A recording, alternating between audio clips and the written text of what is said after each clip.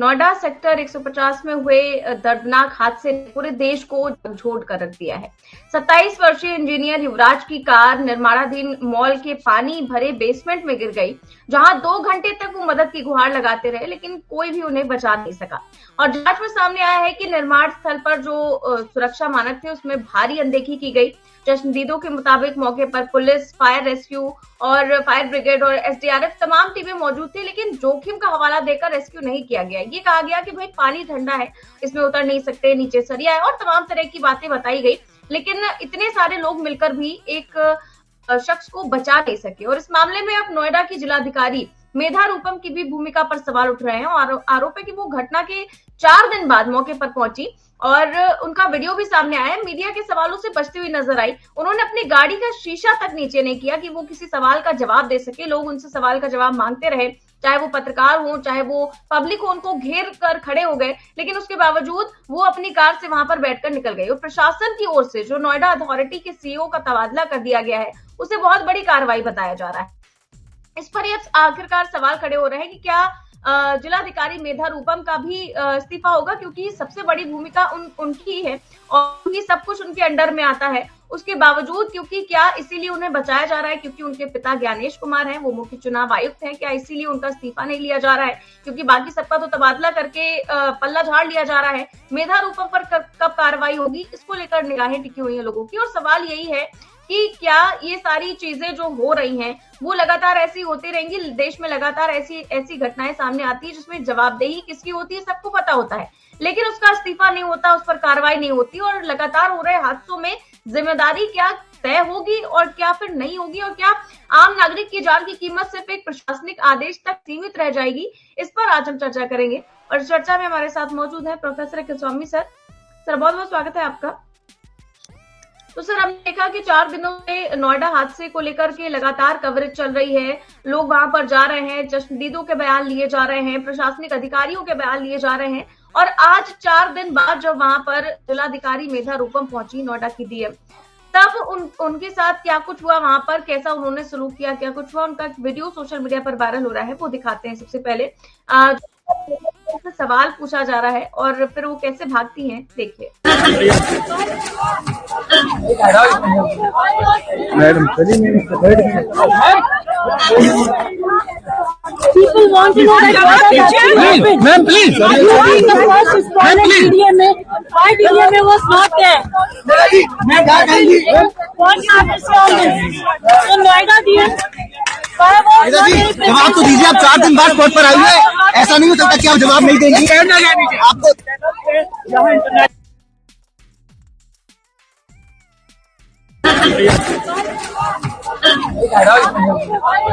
Madam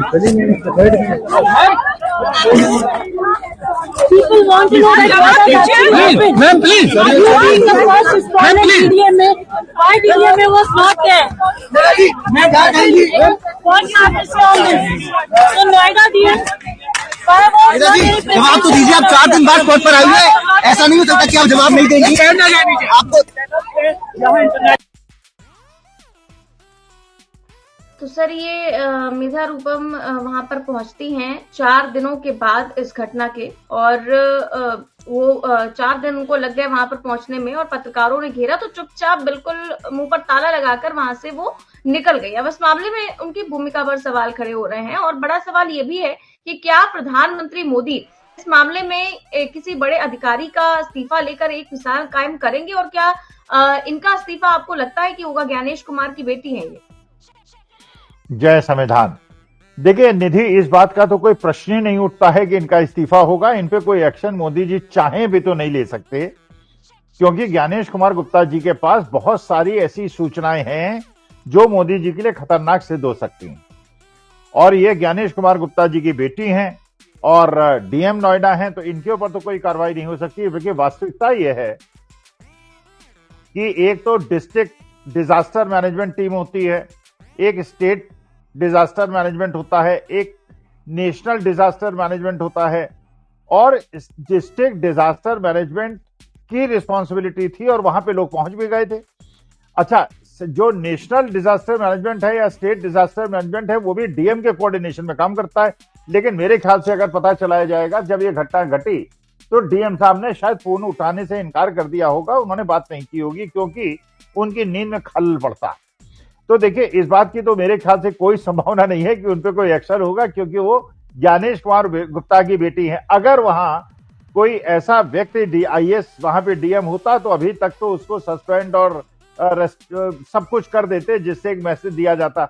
अब आप सोचिए उस पिता की दर्द को। और बल्कि मैं तो बहुत सारे वीडियो देख रहा था, निधि आपने भी देखा होगा, मनिंदर नाम का लड़का जो एक गिग वर्कर है उसने कूदा वो पानी के अंदर। जब डिजास्टर मैनेजमेंट वालों ने कहा, फायर ब्रिगेड वालों ने कहा कि इस ठंडे पानी में हम नहीं कूद सकते और इसके अंदर सरिये पड़े हैं, उसने अपनी जान खतरे में डालकर और ठंडे पानी में वो कूद गया और 45 मिनट तक वो पानी के अंदर रहा। उसने पूरी कोशिश की, कह रहा था 2 घंटे तक वहां पे वो लड़का कार के ऊपर लेटा रहा, बार बार गुहार करता रहा मुझे बचा लो। सारे उपकरण वहां पे उपलब्ध थे। रस्सी वहां पे 200 मीटर की नहीं थी, 200 मीटर की रस्सी होती तो उसकी जान बच जाती। नाव उनके पास थे, सेफ्टी मेजर्स उनके पास थे, इसके बावजूद कोई पानी में नहीं उतरा। तो डिजास्टर में क्या आप ठंडी और गर्मी देखते हैं? अगर बर्फ के नीचे कोई व्यक्ति दब जाए तो आप वहां देखेंगे कि बर्फ बड़ी ठंडी है इसलिए मैं इसे नहीं बचाऊंगा, और राजस्थान के अंदर कोई डिजास्टर हो जाए तो इसलिए नहीं बचाऊंगा, या आग से मैं इसलिए नहीं बचाऊंगा क्योंकि गर्म बहुत ज्यादा है। तो इस प्रकार के एक्सप्लेनेशंस का तो देखिए कोई मतलब है नहीं। अच्छा, वो लड़का मनिंदर ये बता रहा है उसके बाद जो मैंने वीडियो में देखा, मैं कोई अपने पास सूत्र नहीं है मेरे पास, जो मैं वीडियो में देखा उसने कहा कि पुलिस वालों ने उसको बुलाया। और देखिए जब ये बात आप बता रही थी कल के डिबेट में, मैंने कहा था इस लड़के को नाप देंगे। उस लड़के के बाद पुलिस थाने से फोन आता है कि साहब आपसे मिलना चाहते हैं। वो कहता है मैंने कहा कि आ जाइए, साइट पे आ जाइए, मैं यहाँ पे इस समय मौजूद हूं। लेकिन उसे कहा नहीं आप आइए, साहब तुरंत आपको बुला रहे हैं। वो पहुंचा, कहने लगा थाने के बाहर मुझे 4-5 पुलिस वालों ने घेर लिया और ये कहा कि देखो पुलिस वालों का नाम मत लेना, तुम्हें बाकी किसी का नाम लेना है ले, वरना तुम्हें तो हमारे साथ जीवन भर रहना है। ये तो निधि तिवारी वगैरह 4 PM में 2-3 दिन कार्यक्रम दिखाएंगे, उसके बाद बंद हो जाएंगी, फिर दूसरा कार्यक्रम हो जाएगा, उसमें चले जाएंगे और तुम्हें रहना हमारे साथ है। फिर उसके बाद उसके जो भारतीय जनता पार्टी के समर्थक लोग हैं, वो मनिंदर उस बेटे ने जिसने उनकी जान बचाने के लिए सब कुछ किया, उसी के ऊपर दोषारोपण होने लगा। और दोषारोपण होने लगा कि अरे यार, वो कहता है कि साहब गांव के अंदर कौन सा ऐसा परिवार है जहां पे पारिवारिक मन मुटाव के नाम पे 2-4 मुकदमे न दर्ज हो, लेकिन कोई सीरियस मामला है नहीं, चाचा और ताऊ और पिताजी के बीच की लड़ाई होती है, उसमें थाने में मुकदमा दर्ज हो जाता है, वो हो जाता है। लेकिन जिस व्यक्ति को पुरस्कृत करना था उस व्यक्ति की दुर्दशा हो रही है और पुलिस उस पर दबाव डाल रही है, कह रही है कि नाम मत लेना। अच्छा, वहां एक व्यक्ति और खड़ा हुआ है। अच्छा, आप ये भी देखिए निधि, कुछ ही दिन पहले वहां पे एक ट्रक गिरी थी और इसी गिग वर्कर ने उसको बचाया था। ये गिग वर्कर कह रहा है मैंने ही उस ट्रक वाले को बचाया था, लेकिन हमारे पास रस्सा था, रस्सा डाल के हमने ट्रक ड्राइवर को बचा लिया था। अच्छा, यहां पे वो गिग वर्कर और दूसरा व्यक्ति, वो भी गिग वर्कर है, 3-4 गिग वर्कर्स ने, बल्कि आज की तारीख में तो सारे पढ़े लिखे लोग गिग वर्कर ही बने हुए हैं, 12-13 हजार रुपए बचाने के चक्कर में और कमाने के चक्कर में। अब बाकी रोजगार तो किसी को मिल नहीं रहा है, तो यही है, सुबह सुबह मोटरसाइकिल में 4 बजे अपना दूध बांटते हैं बेचारे, डबल रोटी बांटते हैं, अंडे बांटते हैं और अपने जीवन के खर्चे। तो उन गिग वर्कर्स ने, जिनकी रिस्पॉन्सिबिलिटी नहीं थी, ठंडे पानी में कूद के उन्होंने जान बचाने का प्रयास किया। अच्छा, अभी तक, अब फिर वहां दिखा रहे हैं 2 बोट चल रही हैं साहब, और डिजास्टर मैनेजमेंट वाले पता नहीं अभी तक उस कार को नहीं ढूंढ पाए। अच्छा, मानी बात है कि कार, वो लड़का ये भी कहता है कार तो निकल आई है और वो भी 100 घंटे बाद में 4 दिन लग गए तालाब निकालने में। हाँ, तो मैंने जब रिकॉर्डिंग देखी थी उस समय तक नहीं मिली थी जी। अच्छा, उसके बाद वो ये भी बता रहा है 4 दिन बाद ये सब कुछ हुआ है। इतना ज्यादा खतरनाक तालाब नोएडा अथॉरिटी और बिल्डर की गठजोड़ से ये जो बना हुआ था, कीचड़ से भरा हुआ, गहरा, और इनकी मानसिकता देखिए, इतना समय लग गया उनको, क्राइसिस मैनेजमेंट का बेशर्मी की हद पार है कि 4 दिन लग गए उनको ये कार को ढूंढने के लिए। 4 दिन बाद ये सब कुछ हुआ है। इतना ज्यादा खतरनाक तालाब नोएडा अथॉरिटी और बिल्डर की गठजोड़ से ये जो बना हुआ था, कीचड़ से भरा हुआ, गहरा, और इनकी मानसिकता देखिए, इतना समय लग गया उनको, क्राइसिस मैनेजमेंट का बेशर्मी की हद पार है कि 4 दिन लग गए उनको ये कार को ढूंढने के लिए। नहीं नहीं, कार को छोड़िए, कार तो भाड़ में जाए। अरे बच्चे की जिसकी 27 साल की मौत हो गई और अपने पिता से गुहार लगाता रहा कि पिताजी मैं जीना चाहता हूं, मुझे बचवा दो, और वहां पे डिजास्टर मैनेजमेंट के लोग पहुंच गए। क्योंकि पहले वो पहुंचे, पुलिस वाले आए, तो वो खुद कहता है गिग वर्कर 50 साल के ऊपर के लोग थे, वो उनके पास कोई औजार भी नहीं था, कोई रस्सी भी नहीं थी, कुछ भी नहीं थी, इसलिए हमने फायर ब्रिगेड को फोन किया, डिजास्टर मैनेजमेंट वालों को फोन किया, वो पहुंच गए, तब भी कोई मदद नहीं की। मैं अमेरिका में एक अपने व्यक्ति से बात कर रहा, तो कह रहे थे कि अगर अमेरिका में होता तुरंत हेलीकॉप्टर आधे घंटे के अंदर आता और उसको लिफ्ट करा लिया जाता। अच्छा, ये भी वो बता रहा है गिग वर्कर कि वो जो कार थी वो बहुत तगड़ी स्पीड में नहीं थी, 100-200 किलोमीटर की स्पीड में होती कि वो घुस गई और 200-300 मीटर उछल के चली गई। वो कार 40-50 किलोमीटर पर आवर की रेंज में चल रही थी और वो धीरे धीरे उतरते हुए तालाब के अंदर गई। अच्छा, वो लड़का ये भी कह रहा है, गिग वर्कर ये भी कह रहा है कि जो भैया ये कंस्ट्रक्शन साइट है, ये एक बहुत बड़े बिल्डर की कंस्ट्रक्शन साइट है जिसकी पब्लिक लिस्टेड कंपनी है और अरबों करोड़ों रुपए का उसका प्रॉफिट है। वो कहता है मुझे मरवा देंगे ये। तो यहां तो मुश्किल ये हो गई ना, ये शूट द मैसेंजर, जो भी जाके शिकायत करे और इनको लगे कि हमारे विपरीत जा रहा है उसको मरवा देंगे, या अति मुक्तेश्वरानंद जैसे उनको अपमानित करेंगे। अति मुक्तेश्वरानंद जी के वकील ने जवाब दे भी दिया है। उन्होंने कहा 24 घंटे के अंदर जवाब मांगा था, शंकराचार्य महोदय ने कहा था 24 घंटे में जवाब दे दूंगा, उन्होंने जवाब दे दिया, उसमें साफ साफ लिखा हुआ है। अरे भाई, संत परंपरा के अनुसार स्वामी स्वरूपानंद सरस्वती जी महाराज ने अपनी विल 2017 में बनाई थी और अभिमुक्तेश्वरानंद जी को अपना उत्तराधिकारी घोषित किया था।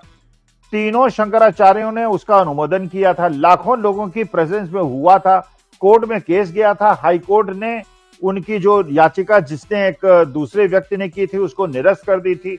सुप्रीम कोर्ट में जब केस गया तो इनके वकीलों ने कहा साहब ऑलरेडी वो शपथ ले चुके हैं, तो स्टे ग्रांट करने का कोई मतलब ही नहीं है। स्टे ग्रांट करने का मतलब यह है कि अति मुक्तेश्वरानंद जो है शंकराचार्य बने रहेंगे।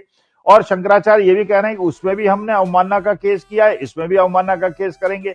लेकिन सनातनी भावनाओं का कोई ध्यान नहीं, गेरुए वस्त्र का कोई ध्यान नहीं। डीएम और एसएसपी की गाड़ी जा सकती है गंगा तक, मंत्रियों की जा सकती है, माननीय मोदी जी की जा सकती है, शंकराचार्य की नहीं जा सकती, क्योंकि वो शंकराचार्य अपने स्वतंत्र विचारों के लिए जाने जाते हैं और वो लोकतंत्र के हिमायती हैं और संविधान के हिमायती हैं। तो देखिए, हर जगह मुश्किल ऐसी हो गई है, लोगों की जान जा रही है, 2-4 दिन लोग जागृत होते हैं, उसके बाद भूल जाते हैं, फिर ये चुनाव आयोग के माध्यम से, ज्ञानेश कुमार गुप्ता जी के माध्यम से चुनाव जीत जाते हैं। इसलिए जनता की चिंताओं की इनको कोई चिंता ही नहीं। बिल्कुल सर, इसीलिए तो कहा जा रहा है कि इनको इतने दिन लग गए वहां पर पहुंचने में, घटना स्थल पर पहुंचने में, जबकि उनकी इस पूरे मामले में एक्चुअली में जवाबदेही बनती है। और उसके बाद भी अगर वो 4 दिन बाद पहुंच रही हैं और पत्रकार उनको घेर रहे हैं और उसके बाद भी वो सवालों का जवाब नहीं दे रही हैं, तो समझा जा सकता है कि देश में लगातार इतने बड़े बड़े हादसे हो रहे हैं, चाहे वो प्लेन क्रैश हो, रेल हादसे हो, दूषित पानी से हुई मौतें हो, लेकिन सवाल वही है कि क्या आम लोगों की जान की कोई कीमत नहीं है और जिम्मेदारी तय क्यों नहीं होती है। इसी के साथ और भी कई सारे सवाल खड़े होते हैं कि अगर एक आम डिलीवरी बॉय पानी में कूद सकता है, तो फिर ये जो प्रशिक्षित होते हैं, जो रेस्क्यू टीम वाले, वो क्यों नहीं कूदे। और सिर्फ नोएडा अथॉरिटी के सीईओ का तबादला क्या पर्याप्त कार्रवाई है? क्या इस मामले में किसी बड़े अधिकारी की व्यक्तिगत जिम्मेदारी तय नहीं होगी? नहीं, असली जिम्मेदारी तो डीएम की होती है। जैसे मैंने आपको बताया, डिजास्टर जो मैनेजमेंट है, और कोई भी आप जानती हैं किसी भी डिस्ट्रिक्ट के अंदर कोई दूसरे जनपद का या दूसरे स्टेट का आदमी आता है तो वहां पे पुलिस से संपर्क करता है। डिस्ट्रिक्ट मजिस्ट्रेट तो राजा होता है अपने डिस्ट्रिक्ट का। और कम से कम देखिए, इतना ज्यादा तो इनको रिस्पॉन्सिबल होना चाहिए, आंसरेबल होना चाहिए, अकाउंटेबल होना चाहिए कि जब जनता के बीच में एक ऐसा मैसेज जा रहा है कि देश के अंदर पूरे विश्व वाले आज हमारे बारे में क्या सोच रहे होंगे। भाई, हम तो कहते हैं विश्व गुरु हैं, क्या विश्व गुरु देश में ऐसा होता है? चौथी और तीसरी अर्थव्यवस्था में ऐसा होता है कि एक आदमी एक कंस्ट्रक्शन कंपनी के, और उसने कंस्ट्रक्शन किया, उसके अंदर पानी भर गया और पानी भरता रहा, एक ट्रक गिर गई, उसके बाद पुलिये का निर्माण नहीं हुआ, और वो खुद गिग वर्कर बता रहा है कि जो पगडंडी है वो भी इतनी ऊंची नहीं है कि कार उससे रुक जाए। धुंध की वजह से कार जो है उसी जगह से गई जिस जगह से ट्रक गई थी। पिछली बार भी वो ट्रक गिरी थी, उसका रिपेयर भी नहीं हुआ और कार फिर गिर गई और एक बच्चे की मौत हो गई। तो देखिए, लेकिन विश्व तो इस पर हंसता होगा ना कि हम कह रहे हैं कि साहब फलानी इकोनॉमी, हमारी इतनी जीडीपी बढ़ रही है, हमारा ये शेयर मार्केट फेंकने में और उसमें तो हम लोग बड़े उस्ताद हैं, लेकिन वास्तविकता यह है कि हमें शर्म आनी चाहिए। डिजास्टर मैनेजमेंट की टीम पहुंचने के बावजूद, वहां पे अग्निशामक वाले लोगों के पहुंचने के बावजूद, अगर एक 27 साल के बच्चे को 2 घंटे तक तड़पने के बावजूद नहीं बचाया गया तो शर्म है, हमको धिक्कार है। बिल्कुल सर, और जैसा कि आपने कहा कि जो शख्स बचाने के लिए उतरा भी, उस पर भी दबाव बनाया जा रहा है। जो चश्मदीद थे वंदर नाम के, फ्लिपकार्ट में डिलीवरी बॉय का काम करते हैं और लगातार वो न्यूज चैनल में पिछले 2-3 दिनों से इंटरव्यूज दे रहे हैं और बता रहे हैं कि 2 घंटे तक 27 साल के युवराज अपनी गाड़ी की छत पर खड़े होकर अपने मोबाइल का टॉर्च जलाकर लगातार गुहार लगाते रहे कि मुझे बचा लो। और जो चश्मदीद थे वहां पर मौजूद थे, उनका कहना है कि पुलिस भी वहां पर थी, एसडीआरएफ भी थी, सब कुछ थी, फायर ब्रिगेड भी वहां पर मौजूद थी और जो सारा सामान था वो भी उनके पास था, लेकिन कोई नीचे नहीं उतरा क्योंकि वो जो फायर ब्रिगेड के लोग, जितने भी स्थानीय प्रशासन के लोग थे, उनका कहना था कि पानी बहुत ठंडा है, अंदर सरिया है, हमें चोट लग सकती है।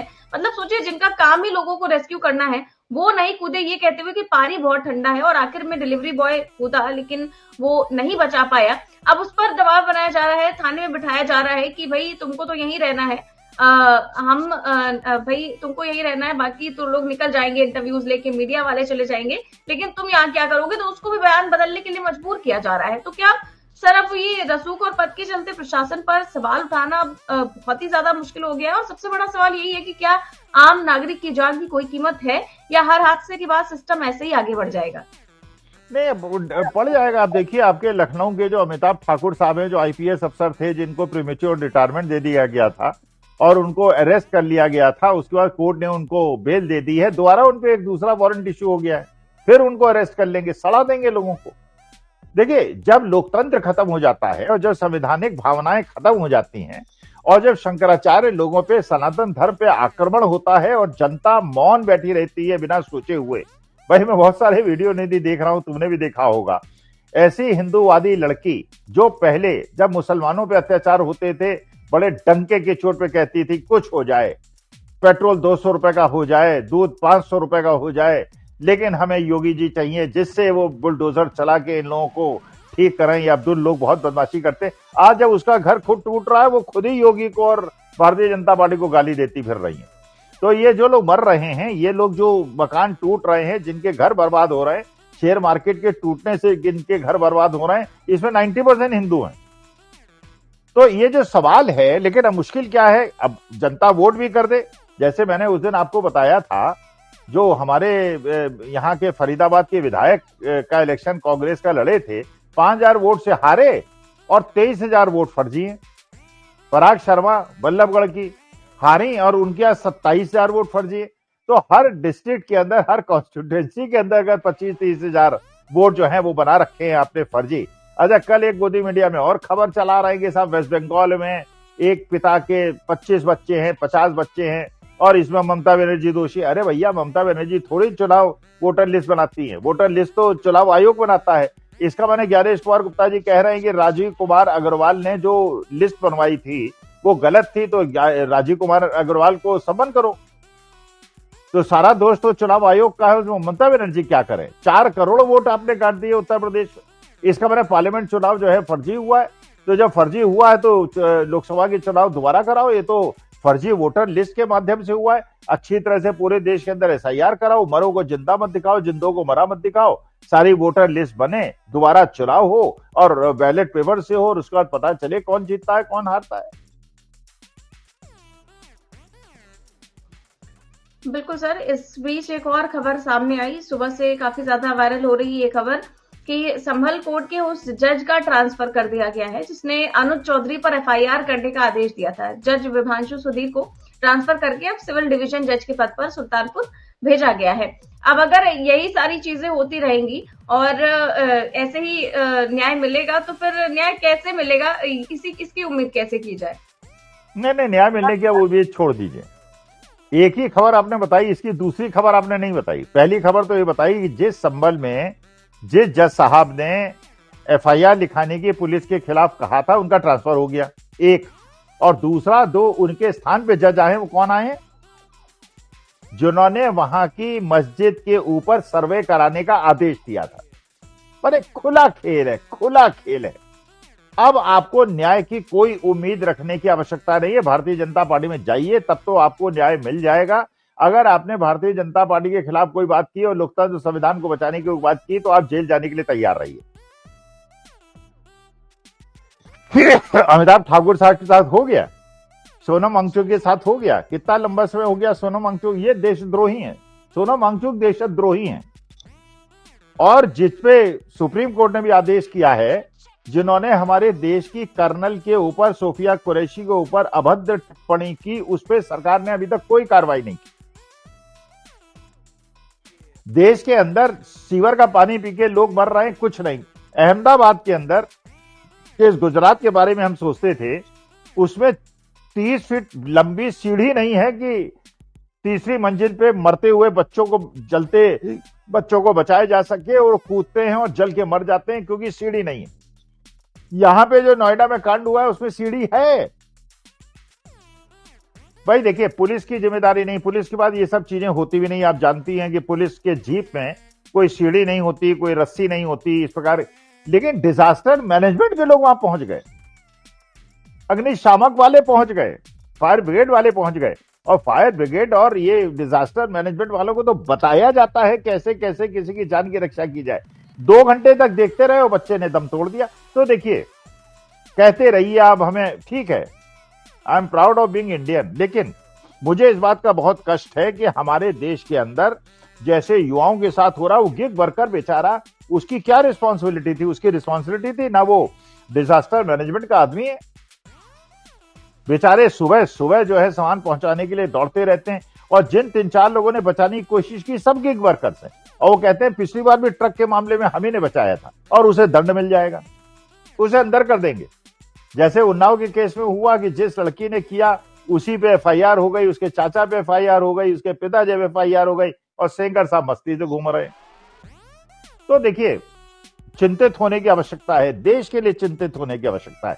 अब इसके बावजूद अगर देशवासियों की आंखें नहीं खुलती हैं तो मैं क्या कर सकता हूं? मैं तो प्रयास ही कर सकता हूं, आप प्रयास कर सकते हैं, हम लोग प्रयास कर सकते हैं। लेकिन अगर लोग जागृत नहीं होते, लेकिन ये बात पक्की है, कोई छूटेगा नहीं, सब बचेगा नहीं कोई।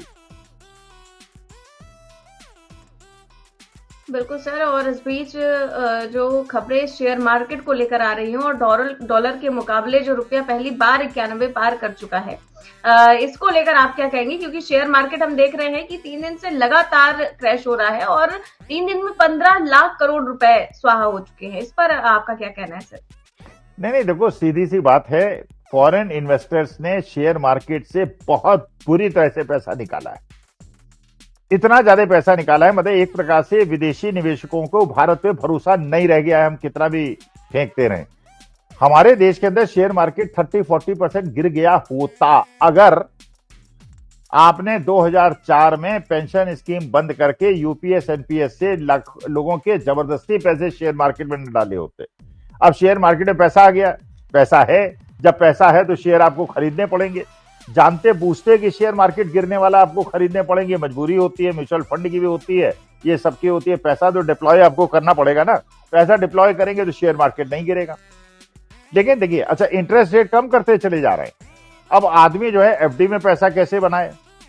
पहले 6-7%, 8% का इंटरेस्ट मिल जाता था, आदमी अपना सारा जो रिटायरमेंट कॉर्पस होता था डाल देता था, अपने घर के खर्चे चल जाते थे। इंटरेस्ट रेट आपने 5-5.5% कर दिया, तो बॉन्ड में पैसा नहीं लगा सकते, एफडी में पैसा नहीं लगा सकते। शेयर मार्केट का ये हाल है। अच्छा बताइए, कहां 58, कहां 91.50?